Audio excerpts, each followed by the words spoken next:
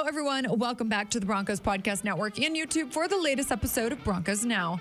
As always, I'm your host, Sydney Jones. And coming up on today's episode, we'll hear from head coach Sean Payton and several players as they take a look back at Saturday's loss in Detroit. Plus, Broncos lead writer Eric Dalala joins the show for a game recap. All that and more coming up.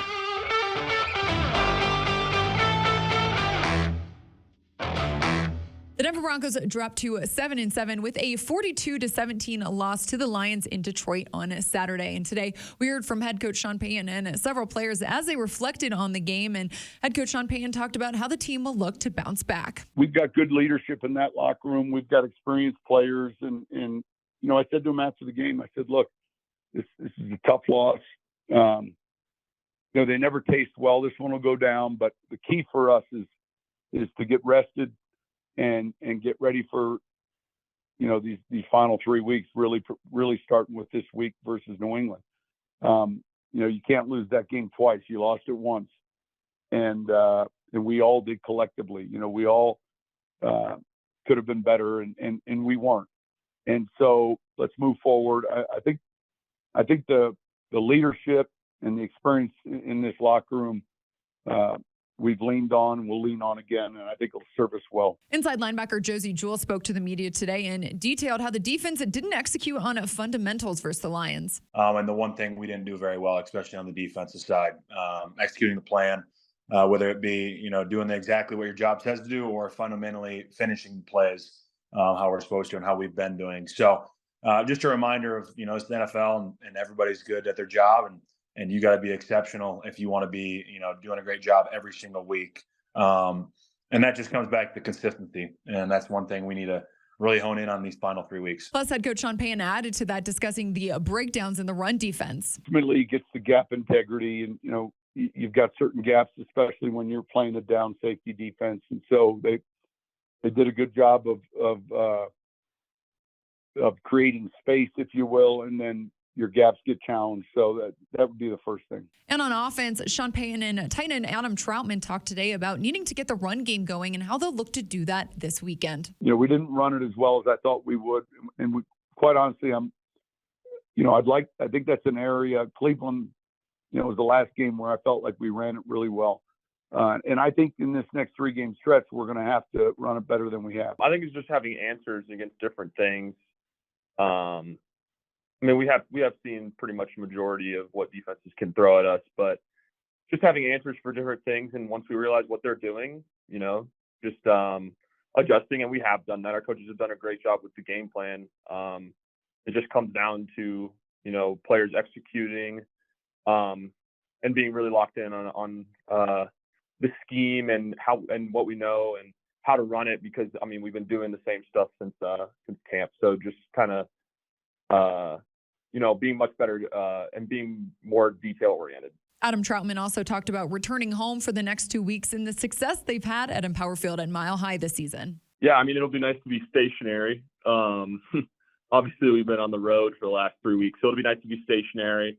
But also, it's great. I mean, we have terrific home field advantage. Our fans are incredible. And then also, I don't know if this is used, like, the altitude is a huge deal, I think. Like, having teams come here and play, I think it makes it a little more difficult. It definitely gives us an advantage. So, no, I mean, we're excited to be back home and take this thing one game at a time and keep pushing forward.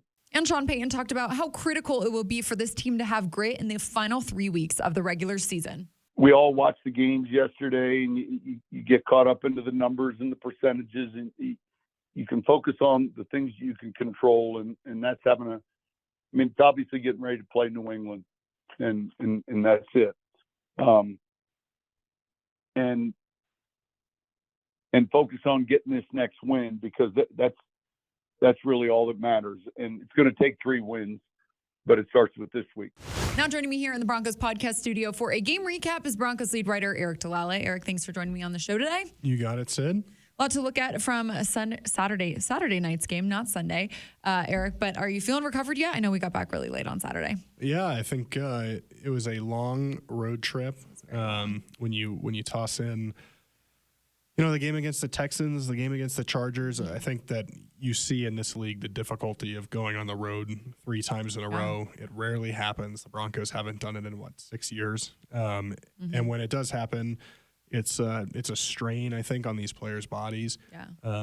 Adam Troutman earlier today was like, it'll be nice to just be stationary and not have to go anywhere. And I know it's easy sometimes to view these games in a vacuum, right? You lose to Houston, you beat the Chargers, and then it feels like, well, you just got this next game against Detroit. But I do think, and not to make excuses for how things went in Detroit, because there was a lot that went wrong. But I think that when you've been traveling that much and then you get to the last game of a 3-game road trip, it is a night game against a team in the Lions that's fired up and eager to be playing at home. And it's a short week for both teams, right? But for the Broncos in particular, having to go from a road game back to another road game on a Saturday rather than have an extra day on Sunday. For sure. That's difficult. And there's a reason why teams often struggle with these 3-game road trips. Yeah.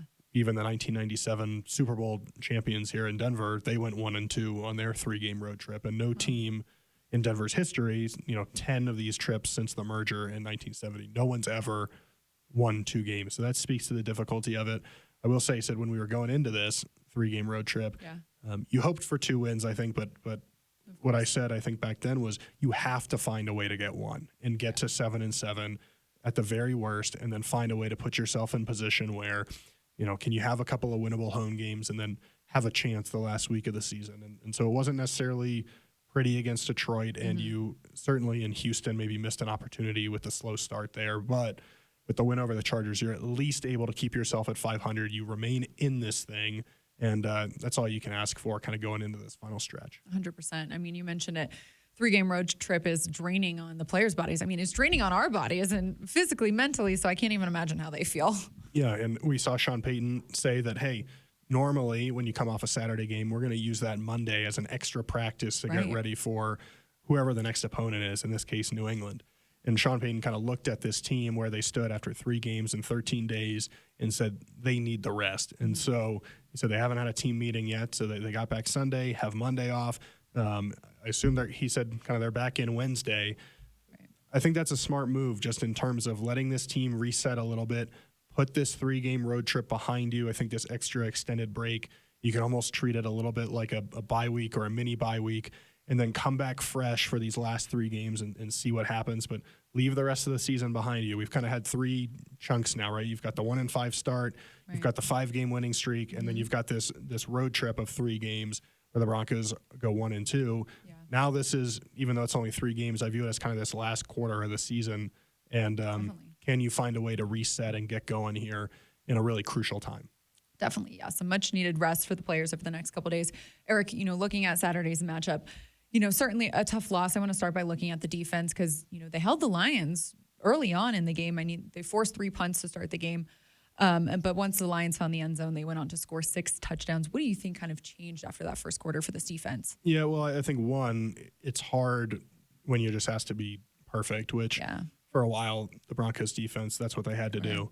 The Broncos had a chance, obviously, to score on their first offensive possession and put themselves ahead, kind of, I think, change the complexion of the game, or at least give yourself an early lead so you can withstand 1 or 2 of those touchdowns. Then even if you give up 2 first-half touchdowns, you're still in the football game. But unfortunately, after those 3 drives, the Lions found a little more success. They started running the ball. They found some openings over the middle of the field, found some matchups they liked. Certainly, I think maybe the defense got a little tired out. They were on the field a lot, particularly in the first half. Yeah. And, we talked about it before the game, right? You got to stop the run game first for Detroit, or else it leaves them with too many options. They're a team with Jahmyr Gibbs, David Montgomery, Amon-Ra St. Brown, Jamison Williams, Sam Laporta, all these guys. When they can go to any of those weapons, I think it becomes too much to stop. You've got to find a way to make them one-dimensional.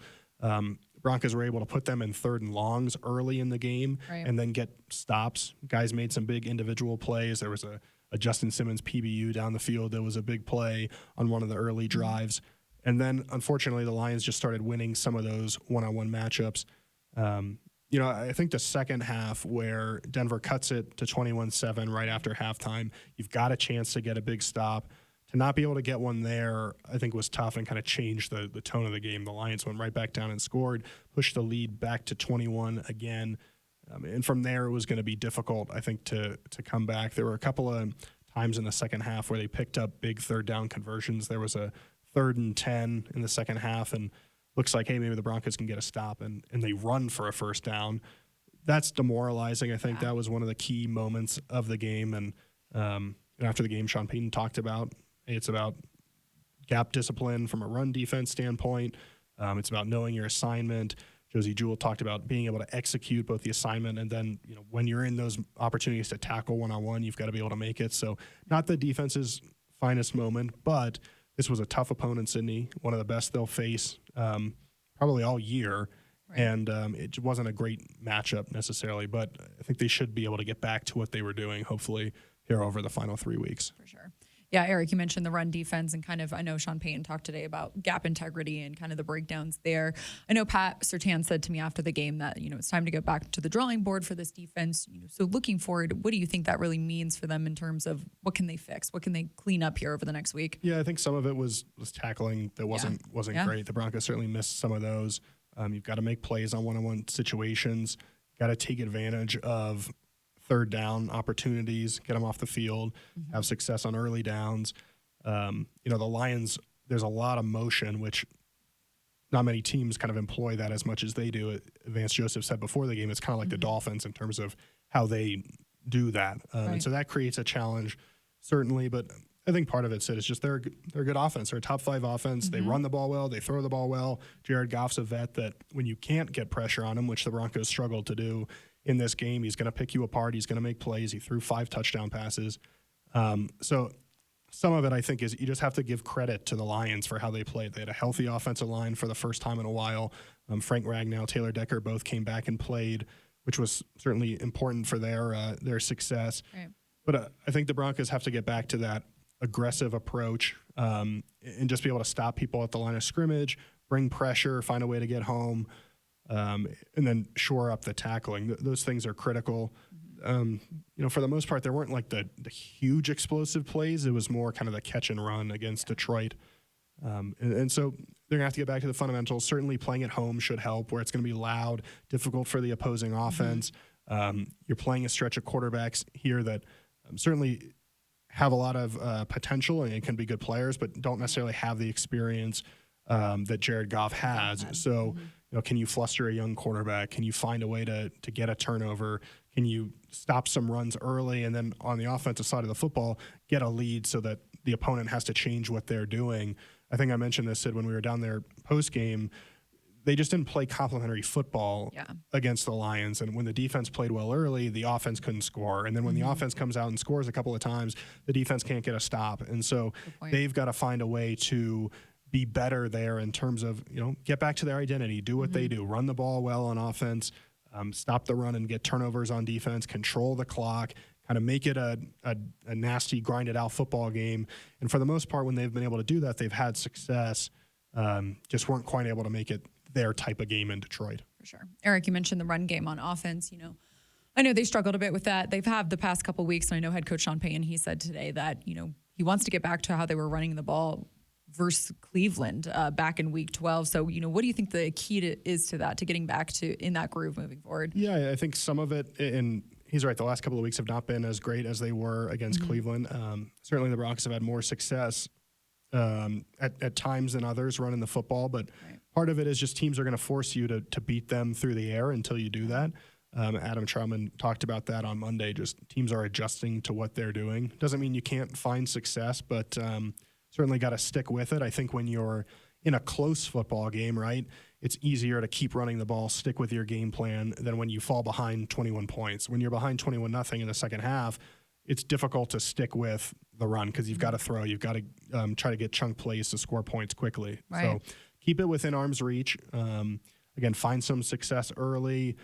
Mix in the run and the pass. That sets up the play action as well. And then there's just some individual efforts in terms of the offensive line winning at the line of scrimmage. Right. Javonte Williams hasn't had his most productive weeks the last few weeks, but as Sean Payton said, they're going to look at some of that. There's a question about if Samaje Perine could get some more run at that as kind of the lead ball carrier, as one of the primary focuses. He said, listen, they'll look at everything, but some of that is the situations Javante's facing, 1st and 10. They're more obvious run situations, and so that accounts for some of the variation in success there. But yeah, this team does have to find a way to get the run going at least a little bit better, because it sets everything up. It helps you maintain time of possession. It's part of your identity. Sure. And Sean pointed out, down the stretch here, if this team wants to beat the Patriots, Chargers, and Raiders, they've got to be able to run the football. Yeah. It's going to be key. Yeah, Eric. On Saturday, the Broncos, they were shut out in the first half. I know it was early in the game, but on the first drive, that turnover, how do you feel like that kind of changed things in the game? Yeah, it was big.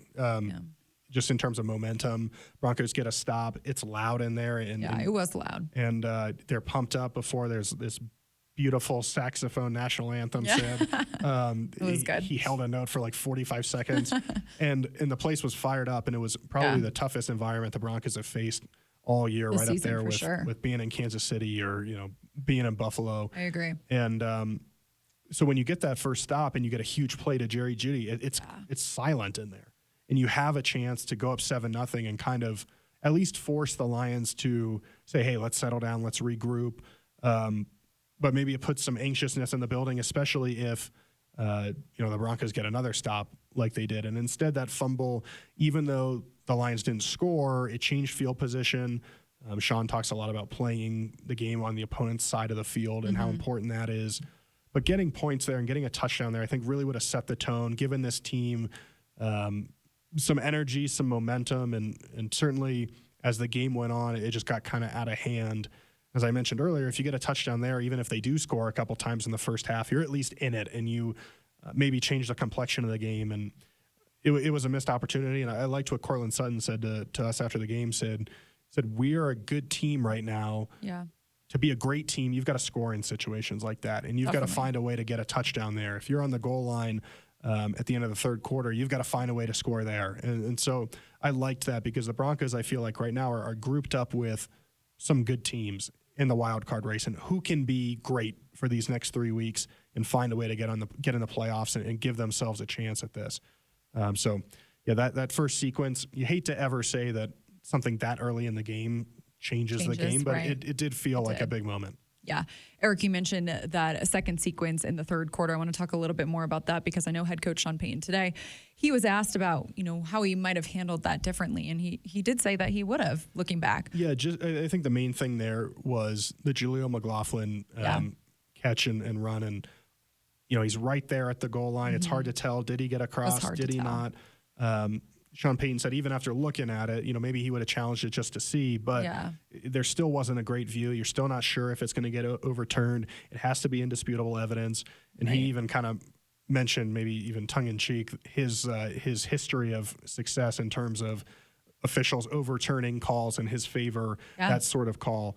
And it is hard to get the spot on the ball changed in some of these situations. So that one, he said he might have challenged. The Javonte Williams one, he said he had a clear view that Javonte was short. And then the frustration that everybody saw, that came from just the penalty that was called on offensive offsides. And it was called a bunch around the league this week. But, 2 weeks ago, that probably doesn't get called. There was certainly some scrutiny after the Kadarius Toney play in Kansas City against Buffalo. But 2 weeks ago, maybe Quinn Miners gets away with that one.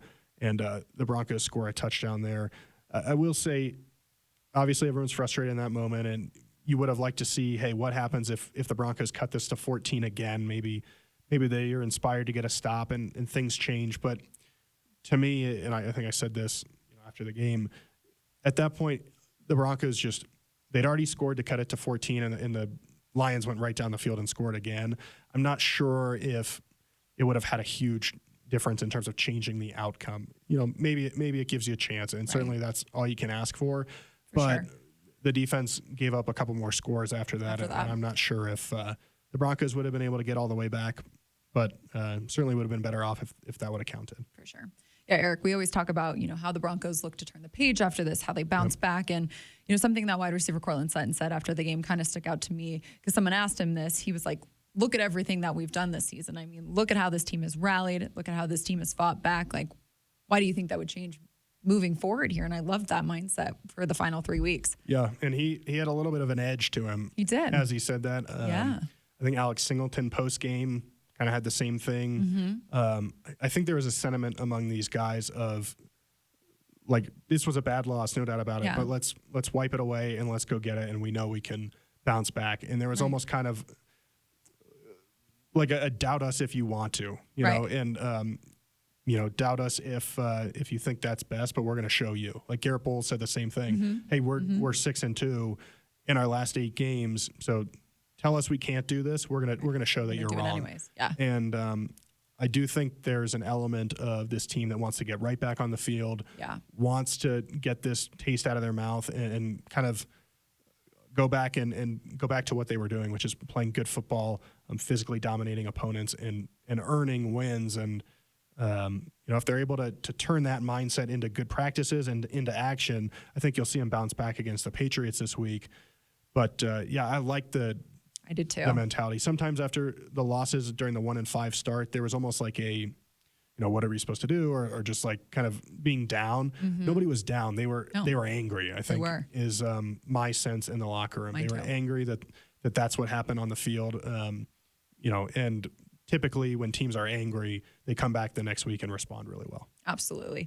Yeah, well, Eric, looking at the final 3 weeks here, these are really now must-win games. What does the playoff picture kind of look like at this point? Yeah, well, it starts with the Broncos winning, right? And Sean Payton said that we've got to get 3 wins, but it starts with this one. So you've got to make sure that you don't drop one to the Patriots. And I know they've won only 3 games, but they pushed Kansas City a little bit this past week, went to Pittsburgh, got a big win on a short week there, which I thought was impressive.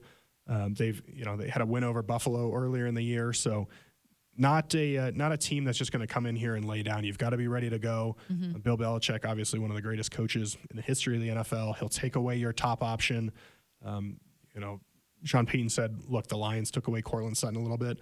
Expects the Patriots to do the exact same thing. So you might need Jerry Jeudy. You might need the run game to step up here a lot, and you've got to take these guys seriously, because if the Broncos think they're just going to waltz in and win by 30 without even trying, you could possibly pick up a loss that ends your season.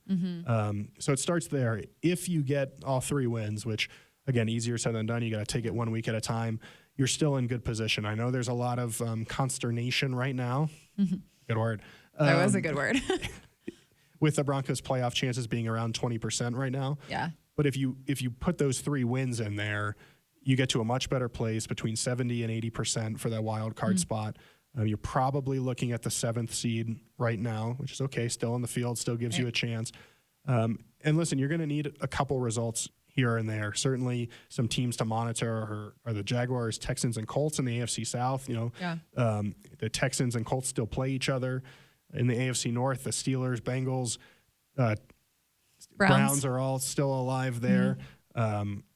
But the Browns play the Texans this week, so someone picks up a loss there. The Browns, the Bengals and Steelers still play. The Steelers and Ravens still play. So there are some teams here that are going to face each other, hand themselves some losses, and certainly there's a chance that the Broncos could get 10 wins and be left out. But I think looking at it, most scenarios, especially ones where the favored team wins, for example, the Broncos are in decent position here if they get to 10 wins. And it doesn't look great right now because there's a lot of 8-6 teams, but I think after this weekend, it'll look better for Denver, especially if you get a win, obviously. Right. And, say Houston loses one against Cleveland, or, either the Steelers or Bengals, they play each other this weekend. So one of them is going to lose. Right. Miami plays Dallas. So if Dallas wins, that could be good. Yeah. And so I think you'll start to see some results that go in the Broncos' favor, even though on Sunday the Browns pull out a win that hurts the Broncos. The Texans come from behind and get a win that hurts the Broncos. But I think just win these football games, have a little faith. I think it'll work out. And as these teams beat up on each other a little bit, the Broncos kind of have a path where if they win, they don't quite control their own destiny, but they should be in good shape. Still a lot to play for. Well, Eric, appreciate you coming on the show today. Yeah, got it. Well, that's going to do it for today's episode of Broncos Now, Broncos Country. Thanks so much for tuning in. As always, I'll meet you right back here on the Broncos Podcast Network and YouTube tomorrow for another episode. I will see you all then.